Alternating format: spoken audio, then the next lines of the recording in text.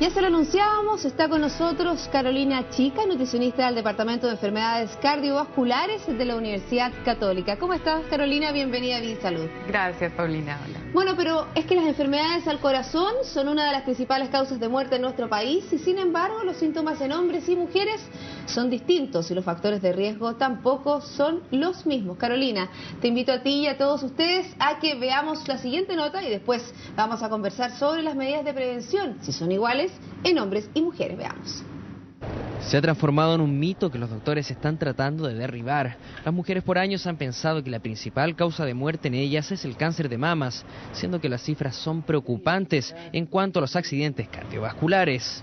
Las últimas estadísticas son que 35 mujeres se mueren o de enfermedad coronaria, o sea, infarto al corazón, o infarto al cerebro, o hemorragia cerebral, o enfermedades al corazón relacionadas a la hipertensión, 35.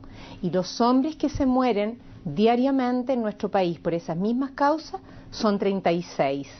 Pese a que los factores de riesgo son los mismos en ambos sexos, algunos de ellos pesan más en el caso de las mujeres, como el tabaquismo, la hipertensión y la diabetes, y tiene relación por la fisionomía femenina.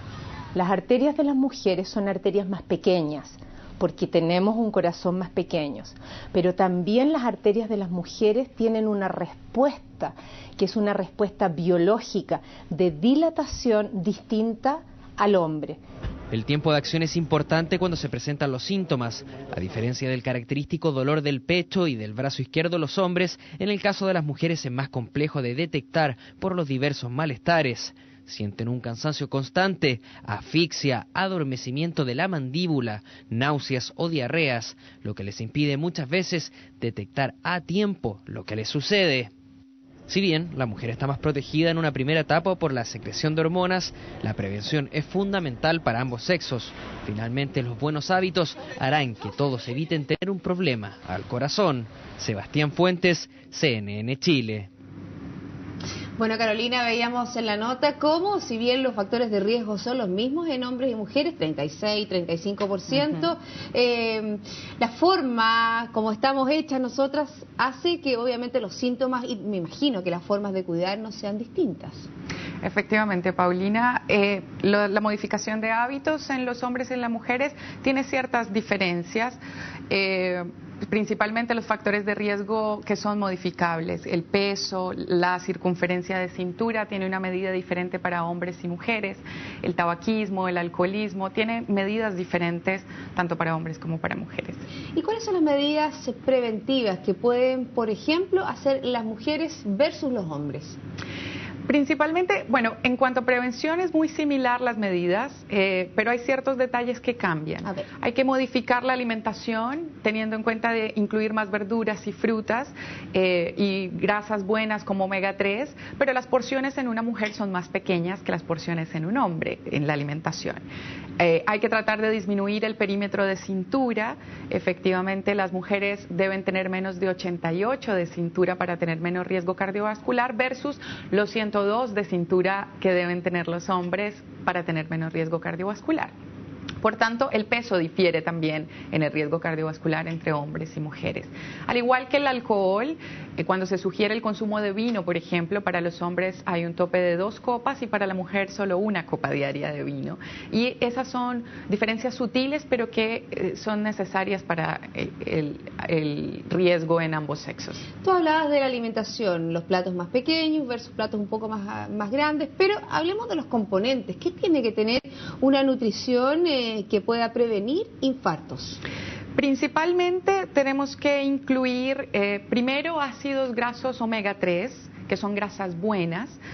Los omega 3 se encuentran en semillas, principalmente la semilla de chía, la semilla de linaza, y en pescados grasos. Esas son grasas buenas. Al igual que el aceite de oliva, la palta, las almendras y las nueces son grasas buenas para el corazón.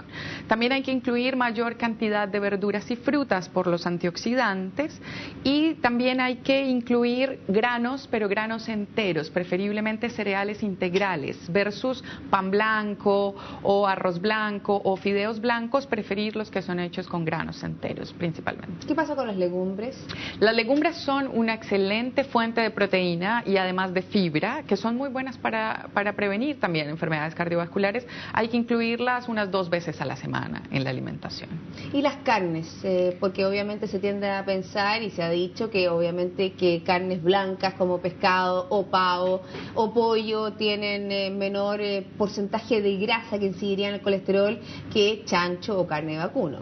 Hay cortes del vacuno y del chancho que se pueden consumir aún teniendo riesgo cardiovascular.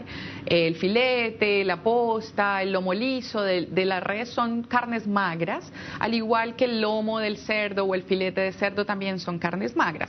Y la preparación también es importante, a la parrilla o a la plancha o al horno le aportan menos grasa que frita, por ejemplo. Un pollo frito tiene 30 gramos de grasa, un pollo a la parrilla tiene 3 gramos de grasa. Entonces es muy diferente.